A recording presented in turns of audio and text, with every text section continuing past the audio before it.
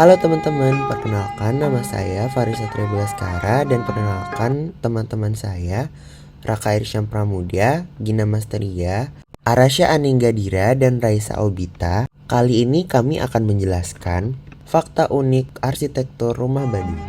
Rumah tradisional merupakan suatu bangunan dengan struktur, cara pembuatan, bentuk, dan fungsi, serta ragam hias yang memiliki ciri khas tersendiri. Diwariskan secara turun-menurun dan dapat digunakan untuk melakukan kegiatan kehidupan oleh penduduk sekitarnya. Bagi suku Baduy, rumah adat ini lebih dari sekedar tempat tinggal, melainkan menjadi lambang kepribadian atau jati diri mereka. Sebagai suku yang memiliki prinsip lekat dengan alam, rumah ini dibangun dengan memperhatikan sisi lingkungan. Mereka membuat rumah ini menggunakan material anyaman bambu dan kayu tanpa mengubah kontur tanah sekalipun. Sula Nyanda tidak lepas dari filosofi dan kepercayaan suku Baduy.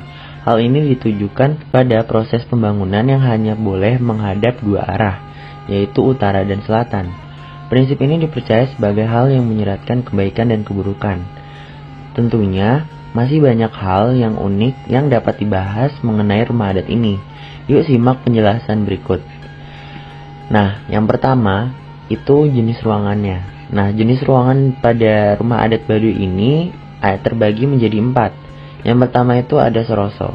Soroso merupakan tempat yang persis layaknya seperti teras rumah, berfungsi sebagai tempat aktivitas menerima tamu, bersantai, tempat bermain anak, menenun, serta menggantungkan pakaian. Yang kedua, tepas. Berfungsi sebagai tempat menjamu tamu dalam pertemuan besar, khususnya pada kegiatan spiritual. Selain itu, ruangan ini juga difungsikan sebagai tempat beristirahat di malam hari. Yang ketiga, imah. Menjadi pusat suatu kegiatan atau dapat disebut sebagai inti rumah, karena pada ruang ini, keluarga dapat tidur, memasak, makan, dan berkumpul bersama. Yang keempat adalah luit. Simbol ketahanan pangan masyarakat Baduy di luar kampung karena menjadi tempat penyimpanan hasil bumi masyarakat Baduy. Tempat ini tentu dilindungi oleh mantra adat agar ketahanan pangannya lebih kuat. Pembahasan kedua yaitu konstruksi rumah adat Baduy. Dalam proses pembangunan rumah adat Baduy terdapat beberapa konstruksi bangunan yang dibutuhkan. Di antara lainnya, yaitu yang pertama, pondasi menggunakan material batu yang tidak dipecah dan tidak tertanam terlebih dahulu, serta pengambilan dari lokasi. Fungsi pondasi pada rumah adat Baduy adalah sebagai landasan tiang kayu rumah. Yang kedua, tiang. Dirancang dengan balok berukuran besar dan pada bagian atas ditutup dengan bambu pecah yang sudah diratakan. Tikar pandan menjadi alas lesehan untuk kegiatan seperti tidur. Yang ketiga, dinding. Secara spesifik terbuat dari anyaman bambu yang dirancang dengan dinding bagian bawah lebih rapat. Yang keempat, atap.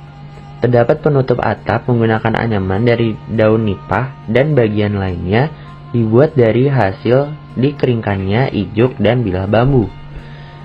Pembahasan yang ketiga yaitu ciri khas rumah Baduy. Rumah Baduy memiliki prinsip melestarikan alam yang menjadikan masyarakat mempunyai ikatan emosional kuat dengan lingkungan. Sebab, filosofi harmoni dengan alam dapat memberikan manfaat positif untuk keturunan di masa depan. Hal ini menjadikan rumah Baduy, Sula Nyanda, memiliki sisi keunikan yang melekat dengan alam. Seperti 1. Atap menggunakan anyaman daun nipah, ijuk, dan bilah bambu. Kedua, material dinding menggunakan anyaman bambu dan sengaja dibangun tanpa jendela. Yang ketiga, rumah tidak menyentuh permukaan tanah karena bermodel rumah panggung sehingga disanggah menggunakan batu pada setiap tiang. Yang keempat, bagian lantai hanya menggunakan potongan bambu.